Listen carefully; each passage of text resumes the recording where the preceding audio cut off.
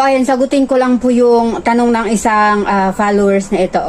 Sa totoo lang, madali pong mag-recommend ng amo dito sa Hong Kong. Pero ang mahirap po is yung mag-recommend ako at yun na yung iniiwasan ko, yung mag-recommend ako and then pupunta ka sa amo na hindi mabait or ma-terminate ka or kung ano yung gawin sa'yo. Tapos yun, babalik ka sa akin na ganito. Kasi binigay ni Cara Gwen nito, binigay ni Cara ito sa akin, kasalanan niya to. Yun yung iniiwasan ko, ayaw ko masisi.